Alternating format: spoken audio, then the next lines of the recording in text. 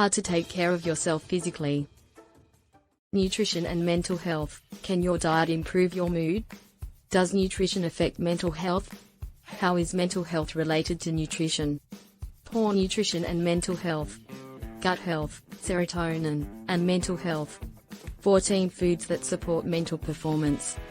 8 healthy eating tips for mental health. But with a growing body of research on the connections between nutrition and mental health, the better question might be, what did you eat? As our understanding of the connection between good nutrition and good mental health grows, research provides more evidence that we can use our diets to support our mental well-being. Reduced inflammation. Improved energy. Better sleep. You may be blaming your bad mood or anxiety on your commute, job, or co-workers. Studies show that a poor diet can worsen symptoms of depression, anxiety, and other mental health conditions. Because of this, having enough serotonin in the brain is necessary to fall and stay asleep. Folate, spinach, romaine lettuce, and other dark leafy greens, beans, and peanuts. Foods to avoid. Incorporating the right foods into your diet is important for your well-being, but so is avoiding the wrong foods. Holistic psychiatrist Dr. Kelly Brogan cautions that ups and downs in your blood sugar levels deprive the brain of important nutrients. When you have healthy food ready to go, you're more likely to practice intuitive eating. Processed and high-sodium foods are obvious culprits, but even healthy foods can be triggering. Water and healthier drinks. Benefits of drinking water. Getting enough water every day is important for your health. Everyone should consume water from foods and beverages every day. Tips to drink more water. Carry a water bottle with you and refill it throughout the day. Healthier drink options. Other beverages. Caffeinated drinks, moderate caffeine consumption, up to 400 mg per day, can be a part of a healthy diet, PDF 30.6 MB. Sports drinks. These are flavored beverages that often contain carbohydrates, minerals, electrolytes, and sometimes vitamins. Get enough sleep. My Health Finder. The basics. Overview. Sleep helps keep your mind and body healthy. Preschoolers need to sleep between 10 and 13 hours a day, including naps. Health benefits. Sleep schedule. Trouble sleeping. Untreated sleep disorders, like sleep apnea or insomnia. If you're having trouble sleeping, try making changes to your routine to get the sleep you need. Sleep disorders. Keep in mind that it's normal to have trouble sleeping every now and then. Virtual workouts bring fitness wherever you are. At-home workout trends. Ready for the next step? Here are 10 workouts to try at home now. Develop your physical and mental fitness with a virtual workout. Quick-fire workouts stimulate autophagy in the skeletal muscle. During a Pilates class, you'll perform exercise sequences 5 to 10 times. For people who spend most of their day working inside, changing the scenery and doing outside fitness can help boost your mental well-being. CrunchLive has more than 85 types of workouts you can do from anywhere. Cost. Active is usually a paid subscription, but they're currently offering free at-home workout programs to support their community during the COVID-19 pandemic. With ClassPass, you can access several in-person fitness classes from different gyms and studios with a single subscription.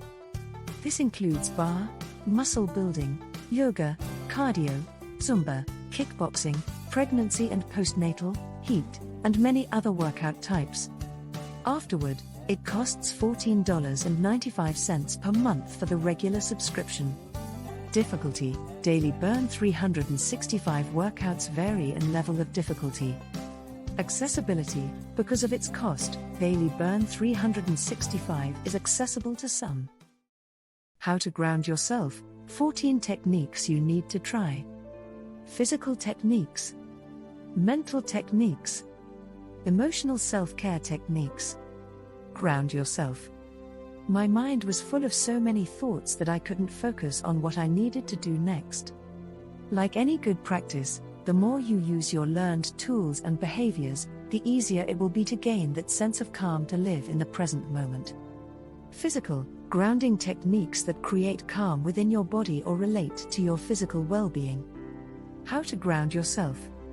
As you begin any breathing exercise, spend some time noticing your connection to the earth, to the floor beneath you, or to the chair or supporting you. Emily and Amelia Nagoski describe in their book, Burnout, that movement is necessary to ensure our bodies are completing the stress cycle. As it turns out, Jai's co-worker wanted to ask for his help to facilitate an upcoming meeting, so in fact he was being asked for his expertise, rather than there being a problem. Even looking ahead 1 month, I could see that there was nothing that was make or break about this particular speech, apart from my wanting to represent the strength of our business. By going through this exercise, you can identify what's in your control and what isn't. I'll consider them once I've completed this next activity. Engaging with it from a place of curiosity, what are you most worried about on my behalf? If you do find that you're having problems focusing, struggling to get a good night's sleep, or your day-to-day is regularly disrupted by your levels of worry or anxiety, it's a good idea to check in with your doctor or medical practitioner to get advice or guidance. How to meditate.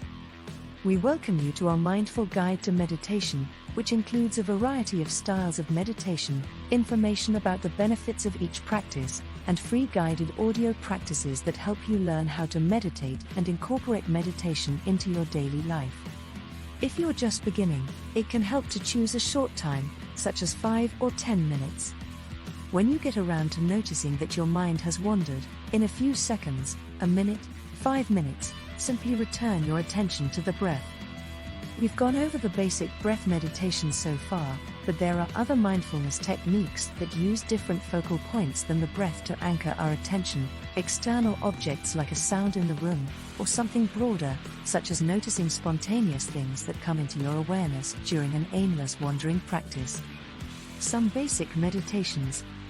We practice mindfulness so we can learn how to recognize when our minds are doing their normal everyday acrobatics, and maybe take a pause from that for just a little while so we can choose what we'd like to focus on. Only rules are, no judging, no wondering, no worrying, all activities your mind may want to do, just check in with the physical feeling of being in your body. When you're ready, return your attention to the part of the body you last remember focusing on. Introduction to Loving-Kindness Meditation. Each time you do so, you are transforming your old, hurtful relationship to yourself, and are moving forward, sustained by the force of kindness. Beyond the beginning. While meditating, we don't have to fight off distractions like a knight slaying dragons. Mindful has many resources to help you live a more mindful life and tap into the best of who you are. What is gratitude? 5 ways to practice being thankful. What is gratitude? Why is gratitude important? What are the 2 stages of gratitude? Is gratitude an emotion or a feeling? 5 ways to practice gratitude. Final thoughts on gratitude. Do you want to learn more about the concept of gratitude? Gratitude can overpower negative emotions. Gratitude builds over time. Gratitude can help combat depression. Gratitude boosts our optimism. It improves our health. It leads to stronger relationships and communities. It can lead to positive actions. Whether expressing thankfulness or boosting our motivation to help others, a grateful attitude has been shown to increase our likelihood to spread the encouragement and joy it generates in us. Also, research carried out by Fredrickson showed that gratitude, when expressed effectively, increases the probability of the recipient to lend favor to a third party, effectively expanding a network of good. 1. Acknowledging the goodness in our lives, even when things are feeling a little off. 2. Recognizing that some of the sources of this goodness lie outside the self. Once we have identified the beauty in our present, we can actively access the second stage of gratitude, recognizing the good that comes from the outer world. As we start to experience this joy and gratefulness, we reach a point where recognizing and thanking the people around us, nature, a religious figure, or even our luck, is a necessary and natural second step. Feelings tend to be a less complicated form of state. A gratitude journal has been proven to activate brain areas that are related to morality and positive emotions. Sure, we say thank you every time the clergy at our local shop gives us our purchase, or we thank our partner for setting the table, but do we take the time to make it meaningful? Read next. Setting boundaries in relationships, a how-to. What is setting boundaries, and why should you care? Why do some people struggle with setting emotional boundaries? What boundaries are and what they aren't? How to find and define your boundaries. 7 ways to set your boundaries. Setting boundaries with family. Setting boundaries in relationships. Setting boundaries at work. How to recognize other people's boundaries. 3 steps. Setting boundaries is a journey. When you set a personal boundary, you're essentially saying, this is what I'm okay with, and this is what I'm not okay with. The number one reason some people struggle with this concept is they simply don't know how to go about setting a clear boundary. Boundaries make for better relationships. Though boundaries often feel tied to emotional and moral judgments, they aren't about right and wrong. You don't have to show them to anyone, but putting your ideas into words can help you describe exactly where your boundaries lie. Explore how you feel about each boundary. Others won't know where your boundaries are if you don't tell them. It means being confident enough to draw a line when your boundary is crossed and to bring it up with others in your life. Observing how others act, particularly around areas that typically involve boundaries, such as physical touch, is a good initial way to understand the limits that others have. Spending at least 120 minutes a week in nature is associated with good health and well-being. Abstract. Spending time in natural environments can benefit health and well-being, but exposure-response relationships are under-researched. Introduction. Results. The probability of reporting A. good health and B. high well-being, with 95% confidence intervals, as a function of time spent in nature in the last 7 days using a generalized additive model, GAM, with a penalized cubic spline for nature contact. Discussion. Research considering the quality of the natural environment in terms of plant and/or animal species richness suggests that experiences may be better in more biodiverse settings. 25,43. To conclude, although this research suggests that spending greater than or equal to 120 mins a week in nature may be an important threshold for health and well-being across a broad range of the adult population in England, we believe that more prospective cohort, longitudinal, and experimental studies are required before any clear conclusions can be drawn. Methods. Histograms of the non-normal distributions for both outcome variables are presented in Appendix A. Of note, although the dichotomization points were based on prior research, they are consistent with the current data. The 50th percentile for health was in the good response and for well-being in 8. After basic details of each visit, up to 3 per day, were recorded, a single visit was selected at random by the copy software, for the interviewer to ask further questions about, including, how long did this visit last altogether? References. Environ Health Pers 125, 075001-1, 2017. White, M. P. Paul, S. Wheeler, B. W. De Pledge, M. H. and Fleming, L. E. Natural environments and subjective well-being. Different types of exposure are associated with different aspects of well-being. Acknowledgements. The views expressed are those of the authors and not necessarily those of the NHS, the NIA, the Department of Health, or Public Health England. Author information. You can also search for this author in PubMed Google Scholar. Ethics declarations. Additional information. Supplementary information. Rights and permissions. About this article.